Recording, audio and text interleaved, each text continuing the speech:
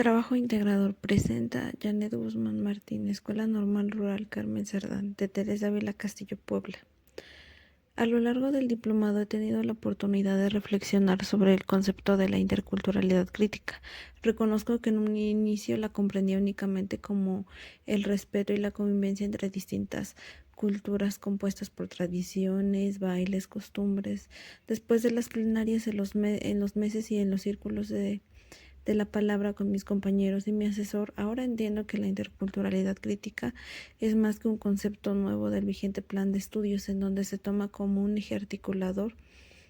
que se define como comunidades, personas, identidades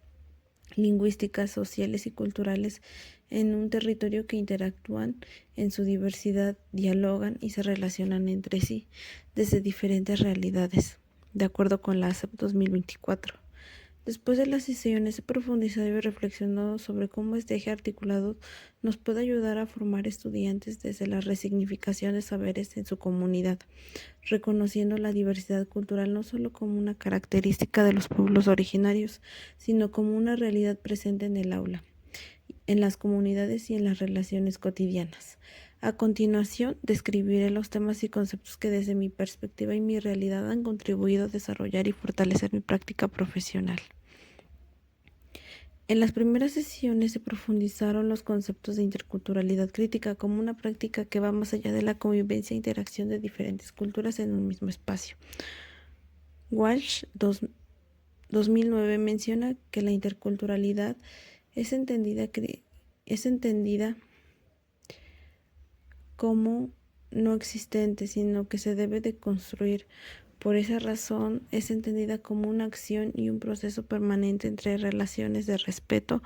legitimidad, simetría, equidad e igualdad. Y lo más importante,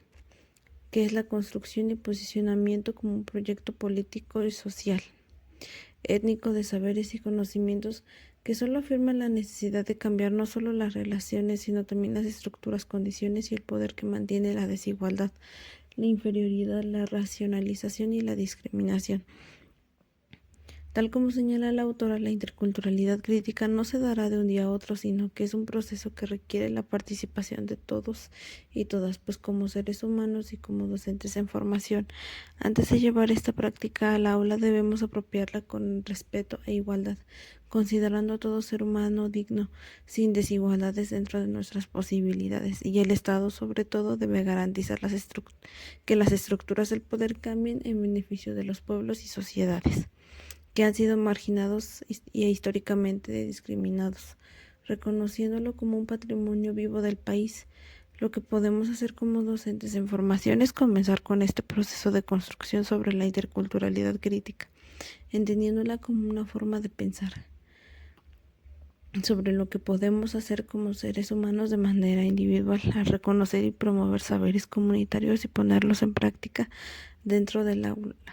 Hago énfasis en un proyecto que abordé llamado el Museo de Ropa del campo formativo de Ética, Naturaleza y Sociedades, en la disciplina de Historia, sobre cómo la ropa nos enseña los orígenes e historias de la comunidad y la forma de vida de las culturas prehispánicas. Durante las sesiones los jóvenes se mostraron motivados, pues comprendieron cómo viven y cómo son parte de un pueblo indígena lleno de cultura, historia y tradiciones. Me refiero al municipio de Hueyapán, Puebla, que es reconocido como joya de la sierra y cuna del char bordado. Volviendo al tema y tomando como referencia la cita anterior, también logré interiorizar sobre la importancia de formar a ciudadanos críticos y reflexivos en cuestiones de interculturalidad crítica, comprendiéndola también como una forma de emancipación y cambio de estructuras del poder político, para erradicar cualquier forma de discriminación, interiorización hacia las comunidades, sociedades que históricamente han sido menospreciadas y marginadas, que no se han reconocido como símbolo de resistencia al cambio que está sufriendo el país entero en aspectos de colonialidad. Este tema de la colonialidad y decolonialidad es sin dudas una de las experiencias reflexivas más importantes durante las plenarias y los círculos de la palabra, pues hubo varios cuestionamientos en mi mente, como por ejemplo, ¿es posible una decolonialidad en esta época? Los pueblos originarios realmente están aún en resistencia y en contra de la colonialidad. ¿Cómo puedo contribuir a decolonializar en mi aula sin faltar al respeto a ningún alumno? ¿Qué sería más importante, promover la decolonialización en el aula o desarrollar en los estudiantes habilidades básicas que los ayudarán a desenvolverse en el mundo? Sin dudas, el proceso de decolonización es, desde mi punto de vista, un reto que requiere de un arduo proceso y disposición por parte del alumnado. Por otra parte, Quijano 2000 entiende la colonialidad del poder como una jerarquía racializada entre blancos como los europeos e indios y negros, mencionando la supuesta superioridad natural, en donde se da una operación mental que ha tenido gran impacto a nivel mundial respecto a las relaciones subjetivas que van creando en distintos espacios.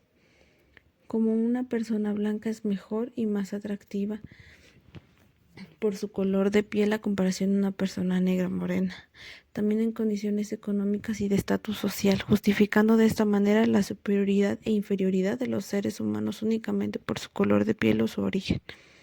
Aunque surgen muchas cuestiones en estos momentos, no puedo contestar de manera concreta. Lo único que puedo decir después de reflexionar es que comprendí la importancia de llevar a los alumnos a la reflexión y promover un pensamiento crítico en donde ellos cuestionen hechos, juzguen y reconozcan según sus creencias y valores lo que pueden cambiar y desaprender de aquellos saberes que nos han inculcado a lo largo de nuestra educación.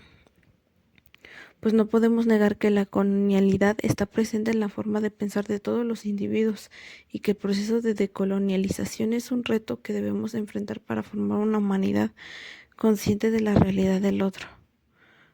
Por otra parte, este concepto que más profundice es el de la otredad, pues de manera personal en mi práctica reconozco que en ocasiones me olvidé de reconocer al otro, de ser consciente de su realidad. Durante las primeras semanas de mi práctica me resultaba difícil comprender por qué algunos alumnos no cumplían o no aprovechaban las actividades académicas que llevaba preparadas. Después de las sesiones sobre este tema comprendí que hay aspectos que no están en mis manos arreglar o intervenir, pero que sí puedo ser empática y consciente de la realidad que viven muchos alumnos, sin juzgarlos, pues realmente no conocemos a profundidad lo que viven en casa, en su familia, sus carencias y su forma de vida. Después de apropiarme del concepto de la otredad, estoy consciente que la mejor manera de hacer un cambio es promoviendo en los alumnos y desarrollando en ellos la capacidad de reflexionar y ser empáticos con sus compañeros. De esta manera estoy segura que podrán en algún futuro convivir en comunalidad, respetando sus diferencias y reconociendo sus necesidades y realidades. Al reconocer al otro también podemos comenzar a vivir en comunalidad, una característica esencial de las comunidades, su forma de organización, sus saberes en distintos aspectos como la medicina tradicional, la comida o el trabajo. Son claros ejemplos de cómo la convivencia y el reconocimiento del otro están presentes en la comunidad y que este aspecto nos abre un abanico de propuestas pedagógicas que podemos llevar a cabo, como el fortalecimiento del vínculo escuela-comunidad al referirnos como una forma de vida democrática y organizada en la que viven los alumnos, en invitar a miembros de la comunidad que compartan los saberes a los estudiantes y poder crear aprendizajes significativos. También es posible reconocer el buen vivir de las comunidades sin preocupaciones ni prejuicios creados por el neoliberalismo y la modernidad,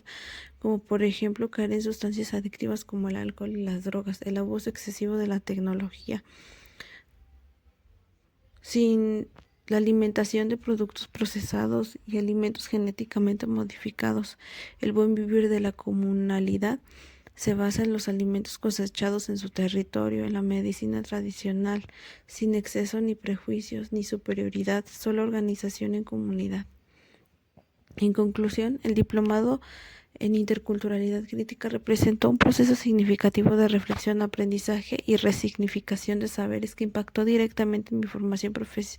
profesional. A lo largo de las sesiones plenarias y los círculos de la palabra, logré ampliar mi comprensión sobre la interculturalidad, reconociéndola no solo como un eje articulador del plan de estudios, sino como una práctica crítica y ética y política que invita a cuestionar las estructuras del poder, las desigualdades históricas y las formas de discriminación aún presentes en la sociedad y en los espacios educativos. Asimismo, la reflexión en torno a la colonialidad así como la otredad, me permitió reconocer la importancia de formar estudiantes críticos, conscientes y empáticos, capaces de valorar su identidad, su historia y sus saberes comunitarios como elementos fundamentales para la construcción de una educación más justa e incluyente. Comprendí que el cambio no es inmediato, sino que requiere un proceso continuo que indica en la reflexión personal y el fortalecimiento de la práctica pedagógica cotidiana.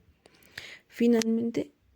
puedo decir que este diplomado reafirmó mi compromiso como docente en formación para promover prácticas educativas basadas en el respeto, la comunalidad y el reconocimiento del otro, fortaleciendo el vínculo de la escuela y la comunidad y mis aprendizajes desde la realidad de los estudiantes. Asumir la interculturalidad crítica como una forma de pensar y actuar en el aula implica no solo un reto constante, también una oportunidad para contribuir a la construcción de una educación humanista, digna y transformadora.